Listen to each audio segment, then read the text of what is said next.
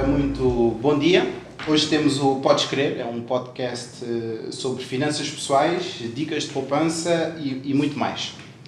Hoje, como primeiro convidado do nosso podcast, temos o Carlos Figueiredo, diretor comercial de redes externas da Caixa Geral de Depósitos. Vou fazer aqui uma breve apresentação do Carlos. O Carlos iniciou a sua carreira na Caixa Geral em 1994.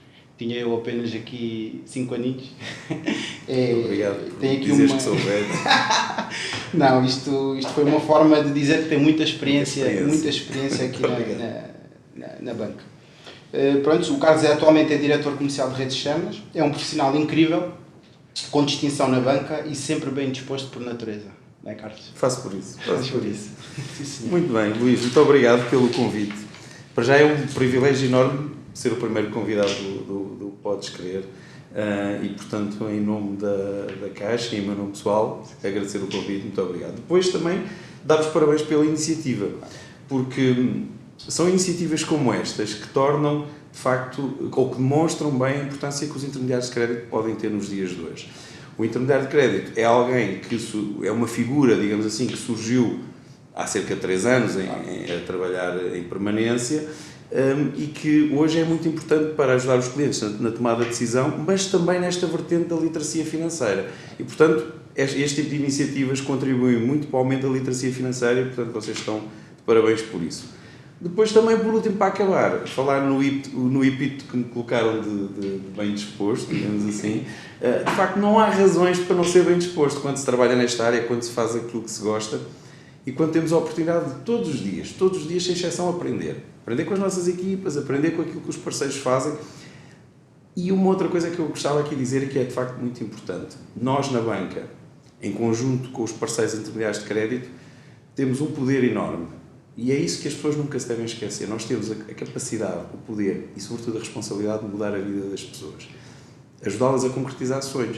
E, portanto, quando se tem essa possibilidade, quando se pode fazer isso todos os dias, como é que não se pode ser bem disposto? Só se pode ser bem disposto. Portanto, muito obrigado pelo convite. Eu que agradeço a tua presença, Carlos. Então vamos iniciar aqui com algumas questões que são muito importantes para os nossos clientes e para os portugueses, para ter aqui uma maior informação sobre financiamento e não só, e sobre a banca. Carlos, porquê é que a Caixa é o melhor banco para conceder crédito à habitação? Uma boa pergunta. Uma boa pergunta de resposta também, se calhar, não muito difícil, embora possa parecer um bocadinho pretenciosa, mas não. Na realidade, a Caixa é um dos poucos bancos que faz crédito desde sempre. Portanto, no início havia 4 bancos a fazer crédito e a Caixa era um desses bancos. E, portanto, a Caixa tem uma experiência enorme na concessão de crédito. As equipas da Caixa conhecem a oferta, conhecem as necessidades dos clientes e, portanto, têm muita experiência em encontrar soluções certas para os clientes, que, no fundo, é isso também que os parceiros procuram, a solução mais acertada. Depois, a Caixa é reconhecida como um banco tradicionalmente de apoio às famílias, às empresas, e isso ficou mais visível nos últimos tempos. Com o tema das crises no setor financeiro, antes da pandemia, depois com a pandemia, a Caixa é sempre aquele banco um pouco de refúgio, o banco em quem as pessoas confiam. E, portanto, por isso também, por essa experiência e por essa confiança, a Caixa é sempre uma das opções para os clientes. E depois, tão importante como tudo isto, e se calhar até o mais importante, nós no tema da compra da casa e do crédito à habitação, gostamos de olhar de uma forma mais abrangente. Ou seja, para nós, não é um empréstimo, não é um montante, não é uma taxa de juros e muito menos escravos do spread. Aquilo que nós pensamos é numa solução abrangente. Eu nunca sonhei ter um crédito à habitação. Alguma vez sonhaste ter um crédito à habitação? O que é que nós sonhámos? Ter uma casa. Esse é que é o sonho. E, portanto, o sonho, para ter a casa, precisa de uma ferramenta, precisa de algo que ajude a concretizar. E é aí que entra o crédito à habitação, como entra tudo o resto. As pessoas contratam um crédito para 30 anos, para a vida toda. Mas para contratar o crédito, vão depositar o dinheiro na conta, porque é lá que se paga a prestação. Ora, se vão depositar o dinheiro, precisam de meios de pagamento para movimentar esse dinheiro. E, portanto, ao longo da vida, o cliente vai ter filhos, vai casar, vai divorciar, vai precisar de carros, vai precisar de mudar de casa. Nós olhamos para o tema do crédito à habitação como uma solução abrangente que pode ir no momento zero, mas também ao longo da vida do cliente, acompanhar aquilo que são as necessidades. E isso vai muito para além de um empréstimo, de uma taxa de juros e, sobretudo, muito para além de um spread. E por isso é que eu digo que esta solução, esta visão abrangente daquilo que o crédito à habitação pode ser, e desfocando um bocadinho daquilo que é o momento zero da compra da casa, mas daquilo que é a relação do cliente ao longo dos próximos 30 anos com o banco, é talvez uma das grandes mais-valias que eu acho que a Caixa tem quando apresenta a sua solução para concretizar o sonho do cliente, naquele caso é comprar a casa. Vamos falar aqui de um tema que acho que é muito importante para os portugueses. Se há uns meses havia previsões das taxas da taxa Euribor não subir, fale-nos sobre a subida que tem acontecido estes últimos meses. Tema na ordem do dia, certo? Ordem do dia mesmo. Sim, é verdade. Importa para já, se calhar, fazer aqui um pequeno contexto e fazer um pequeno à parte e dizer: taxas de juros negativas são uma anormalidade. O que é normal é ter taxas de juros positivas. Agora, nós vivemos mais de 6 anos com taxas de juros negativas, mas isso não é normal. E, portanto, o retomar uma subida das taxas de juros e o retomar o crescimento das taxas de juros é algo que é normal. Fazendo um bocadinho o contexto, como é que chegámos aqui a estas subidas das taxas de juros? Portanto, nós tivemos uma pandemia e, portanto, tivemos uma quebra dos ciclos de produção, layoffs, interrupção de produção, interrupção dos circuitos, etc, etc. Tudo isso fez com que houvesse uma escassez de matérias-primas e, portanto, tivesse aqui pressionado a subida dos preços e a inflação. Eu gostava de dizer que nós hoje, enfim, vivemos muito o tema da guerra e achamos que a guerra está na razão de tudo, mas a verdade é que a inflação no final de 2021 já eram quase 5% em Portugal. E, portanto, a guerra o que é que veio fazer? A guerra veio acentuar um bocadinho essa pressão para a subida dos preços. Porquê? Depois, para além daquilo que eram as matérias-primas que escasseavam e estavam com preços mais altos, temos agora um problema maior também com o tema da crise energética, com as necessidades energéticas e também com as necessidades alimentares, fruto daquilo que são os cereais da Ucrânia, etc. Portanto, estes dois efeitos conjugados, obviamente, trouxeram uma subida significativa do preço dos produtos e da inflação.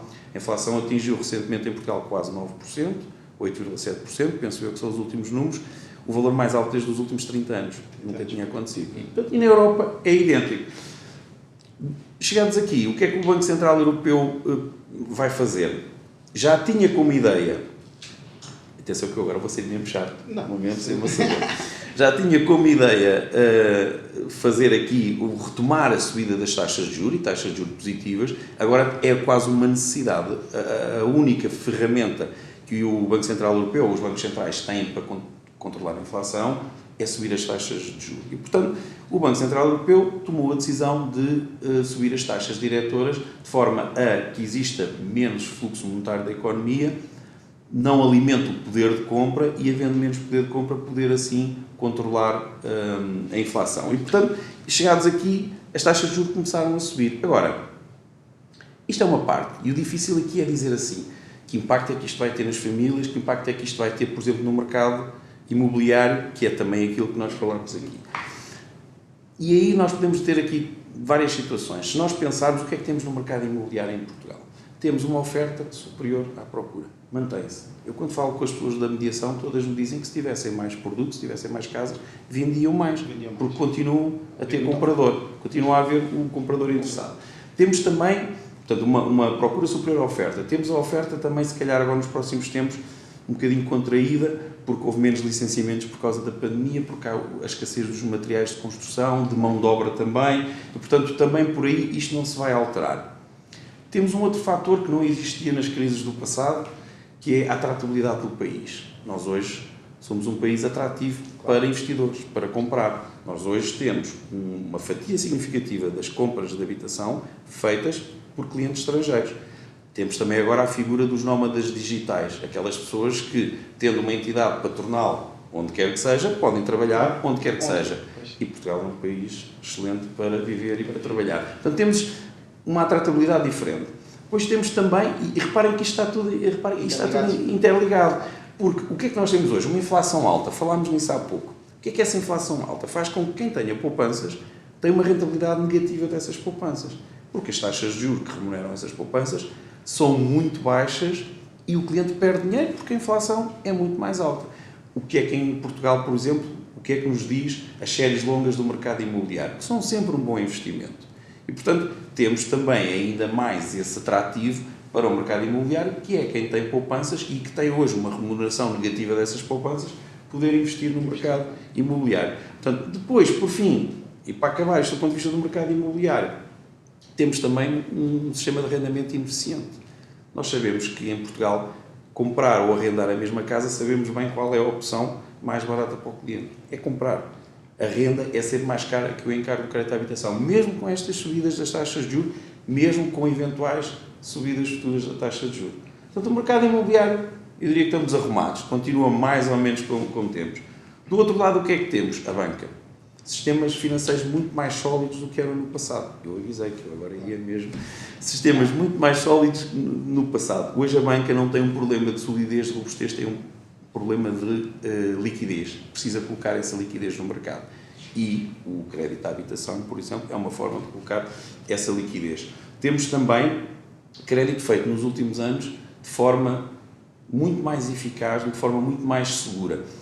Hoje fazemos crédito à habitação considerando a forma de cálculo da solvabilidade dos clientes diferente do que era no passado. Como sabes, agrava-se em 3% a taxa de esforço, no caso da taxa variável, para precisamente percebermos se caso as taxas de juros subam, o cenário que temos hoje, se as taxas de juros viessem a subir, se o cliente continuava a conseguir pagar ou não. Portanto, fizemos isso. Também fizemos a alocação de capitais próprios maiores e, portanto, isto para dizer o quê? Do ponto de vista do mercado financeiro, temos um mercado robusto, temos crédito melhor. Hoje os clientes... e temos uma outra coisa que também é importante, não se antevê problemas de incumprimento, pelo menos rápidos. Porquê? Porque por isto mesmo fizemos o crédito de forma muito diferente e hoje o cliente tem uma solução que não tinha, por exemplo, em 2011 ou 2012. É que se não conseguir pagar, consegue vender a casa por um preço superior ao da dívida. Coisa que não aconteceu no passado. E, portanto, temos o mercado imobiliário, acreditamos que continua a funcionar, um sistema financeiro capaz de apoiar esse funcionamento do mercado imobiliário e temos também, já agora, eu que tiveste o cuidado de dizer que eu estou há muitos anos nisto e que tu eras muito novo quando eu entrei para o banco, mas para dizer as vantagens de quem está há muitos anos nisto. Eu recordo-me que em 2003, isto só para falar em alguns eventos mais ou menos catastrofistas, em 2003 aconteceu um fenómeno. Acabou o crédito bonificado. Ai, vão deixar de se vender casas. Ai, que se vai deixar de fazer crédito. Isso aconteceu? Não. Junho de 2018, medidas macroprudenciais do Banco de Portugal. Novas formas de calcular a solvabilidade do cliente. A taxa de esforço não é calculada pela taxa do contrato, mas sim a taxa do contrato agravada em 3%. 10% de capitais próprios para quem quer comprar casa. 20% se for habitação secundária. Vão vender-se menos casas. Vamos fazer menos crédito. Foi isso que aconteceu? Não. Março de 2020. Agora é que é. Vamos morrer todos. Uma pandemia, vamos morrer todos. Aqueles que eram otimistas e achavam que não morriam, pelo menos achavam o quê? Que não se iam vender casas e que se ia fazer muito menos crédito à habitação. Foi isso que aconteceu? Não. Isto para dizer o quê? Há um mercado muito resiliente. Nós temos a felicidade de trabalhar num mercado muito resiliente, uma capacidade enorme de se reinventar e eu acho que isso é muito importante para... Eu não diria... Nós temos que estar preocupados, temos que perceber o que está à nossa volta, temos que perceber que isso tem impacto nas pessoas, mas também temos a obrigação, enquanto agentes que intervimos no mercado, de dosear verdadeiramente aquilo que são as variáveis do mercado e não deixarmos que os clientes se levem pelos títulos dos jornais, pelas aberturas dos noticiários. Essa é a nossa obrigação. Claro que, dito isto, há um desafio muito grande pela frente. E aí o desafio são das entidades, nomeadamente os bancos centrais. Como eu disse há pouco, subir as taxas de juros é uma forma de tentar controlar a inflação. E a Christine Lagarde já disse que vai fazer o que for preciso para trazer a inflação outra vez para os 2%. Nem que sejam subidas de taxas de juros mais agressivas. O tema é o equilíbrio. Porque uma subida muito grande da taxa de juros pode provocar recessão nas economias. E, portanto, o equilíbrio entre estas duas coisas é o importante. Eu vou fazer uma analogia, que é a analogia da noz, do fruto. Do fruto. Eu, se quero comer uma noz, tenho que dar uma pancada na noz. Claro. Essa pancada tem que ser suficientemente forte para partir a noz. Mas não pode ser assim tão forte, que esmague o miolo da noz. E acho que com isto podemos perceber o que é o desafio que o Banco Central tem pela frente. É atuar do lado da subida das taxas para conter a inflação, mas não pode ser, se calhar, essas subidas suficientemente fortes que venham a trazer recessão à economia. Portanto, temos que esperar para ver. Falei de tudo isto, não disse muita coisa. Não, é informação útil e importante para todos os nossos seguidores e todos os nossos clientes. Carlos, mais de 93% do crédito à habitação em Portugal são com taxas variáveis. Face ao mercado que assiste atualmente ao aumento da Euribor, as taxas fixas podem ser uma solução para os clientes? O que é que aconselha? Sim, o tema do aconselhar é uma boa questão. Eu diria que a taxa de juros hoje está na ordem do dia. Mas é verdade, a verdade é esta. Quando as taxas de juros estão a subir, os clientes são muito mais receptivos a ouvir falar de taxas fixas. Como tu sabes, quando as taxas de juros estavam a descer, não queriam sequer ouvir falar de taxas fixas. E, portanto, por aí nós percebemos logo, sim, hoje em dia faz sentido falar de taxas fixas, desde logo porque do lado de lá há maior receptividade e, sobretudo, as pessoas percebem um pouco melhor a vantagem de poder ter uma taxa fixa.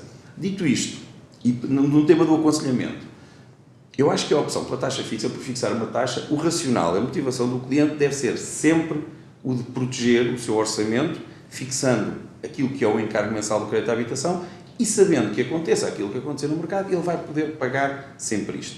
Isto é o que eu acho que deve ser o racional para a opção da taxa fixa. Por oposição, não me parece que deva ser o tema de eu vou optar pela variável ou pela fixa porque acho que percebo muito disto e acho que optando por esta ou por aquela vou pagar menos, vou fazer uma melhor opção do ponto de vista financeiro. Ora, como eu disse há pouco, o crédito tem 30 anos e como nós vimos agora e o que está a acontecer neste momento, estamos sistematicamente a passar, quer dizer, para ver coisas a 1 mês, a 6 meses neste momento já é difícil, quanto mais a 30 anos.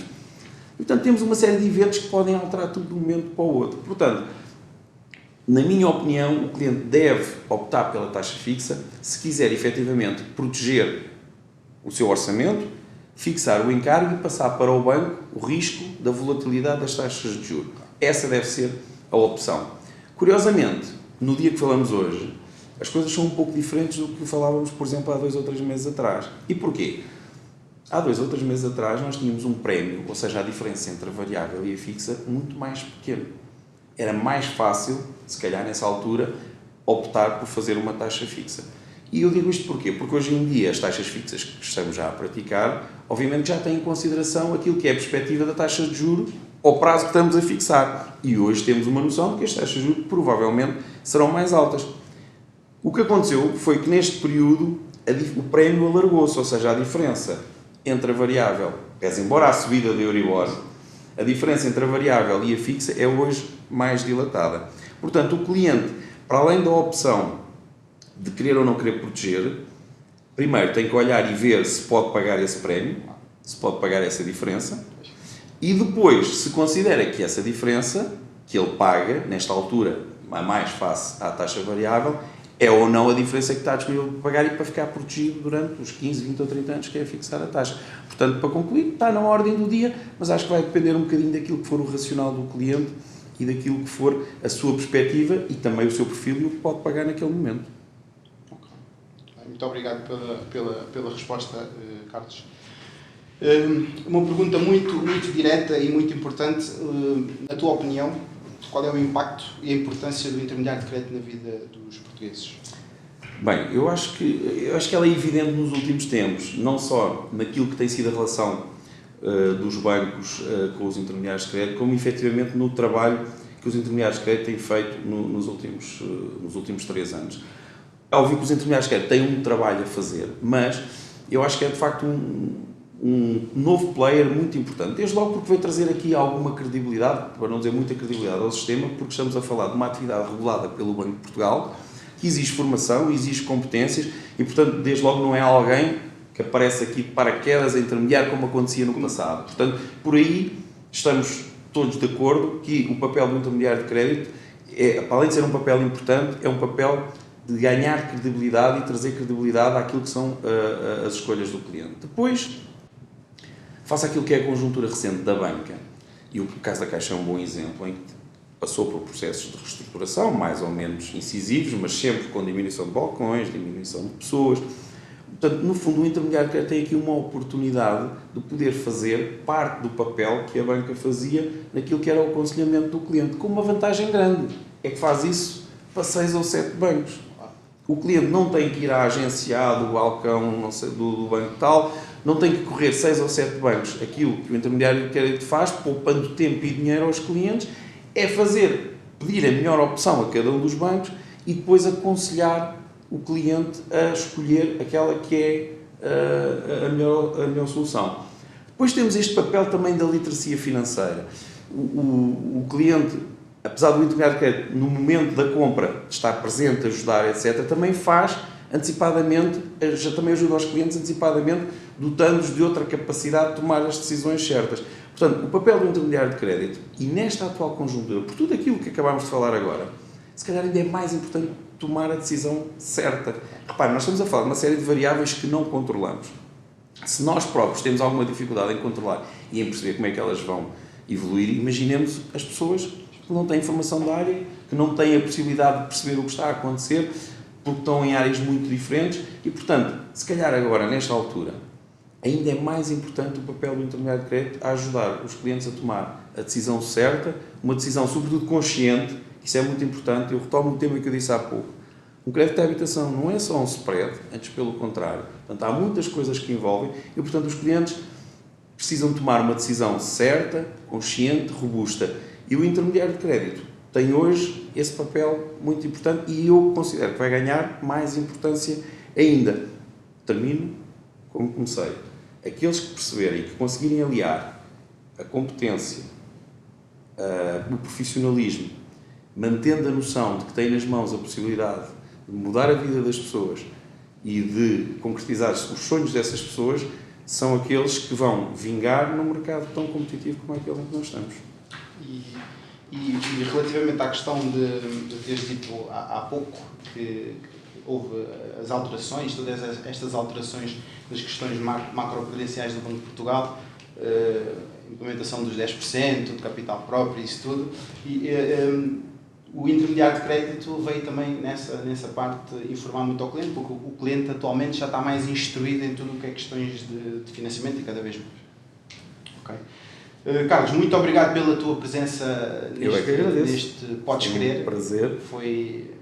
Foi muito interessante tudo aquilo que nos Eu peço desculpa não ter outros temas, enfim, são temas bancários, mas que são de facto importantes. São questões interessantes e que, no nosso ponto de vista, é muito importante para os nossos clientes e espectadores, como podemos dizer. Foi um gosto por esta conversa e parabéns pelo teu profissionalismo. Muito obrigado e parabéns também pela vossa capacidade de ajudar as pessoas. E aqui estaremos para continuar a fazer o nosso trabalho. Apenas para informar, o Podes Crer pertence à categoria Proposal Pessoal Limitada. Nós somos intermediários de crédito vinculados com autorização do Banco de Portugal número 4568. Ok? Nice?